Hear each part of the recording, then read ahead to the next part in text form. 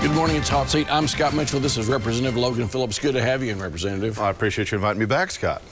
So you are back. And when you were here last time, we were talking about what might happen in Oklahoma if we get some of that infrastructure money. That money's coming.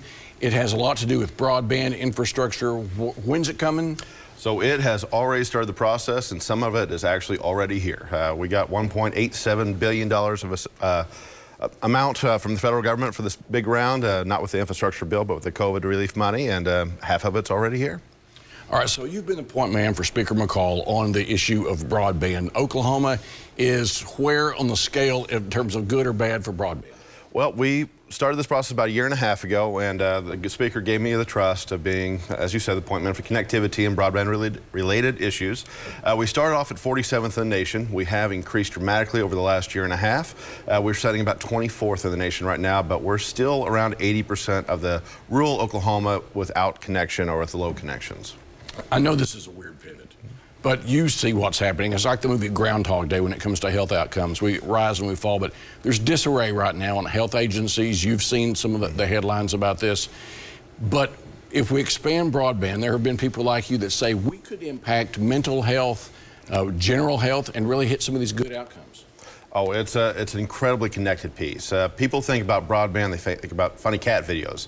They don't think about often is that mental health, the digital programs, be able to do telehealth, telemedicine. Oklahoma right now has about 20% of our population has some form of mental health diagnosis. That's 400,000 of our people that are suffering from depression, lack of connectivity, suicidal thoughts. It's a massive and growing problem here in Oklahoma, and connectivity is really at the heart of it. There are a couple of buildings in the state besides DOC facilities, Oklahoma, Tulsa County. There are a lot of folks, people say these are two of the largest facilities that have enormous amounts of issues with mental health. Is there money in this infrastructure or some of the ARPA money to impact some of the incarceration issues we're suffering in Oklahoma because of mental illness? Absolutely. So one of the biggest things we found in mental health, especially for the incarcerated individuals, is that hope helps reduce those depression rates, those suicidal rates, those suicidal thoughts. And one of the biggest things that lead to hope is the ability to be employed. So with the ARPA funds, we have workforce money. We can develop our incarcerated or criminal justice involved individuals into active, engaged citizens and give them hope for the future while they're incarcerated in our systems right now, and work through that ARPA funding to make those programs, do those capital investments, and build that hope for that those populations. All right, so it's worst kept secret in Oklahoma. The DOC facilities are really, really old. It costs a lot of money to retrofit them. You know the controversy about Oklahoma County. Can we be doing something? Can we make progress with these old buildings, the old infrastructure, with the new infrastructure money? So that's one thing that most people are starting to realize. Of course, being the broadband chairman, I speak about broadband. And so when you see my big, beautiful, smiling face, you think connection.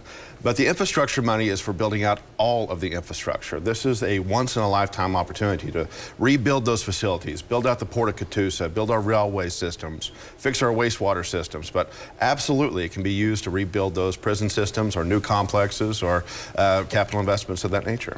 Got about 25 seconds. Do we have to wait until the legislature comes to town to appropriate the money? Absolutely not. We have an ARPA working group that's already been meeting. We have grant proposals already going in, and they are already in the process. I expect those initial grant proposals to start going out anytime.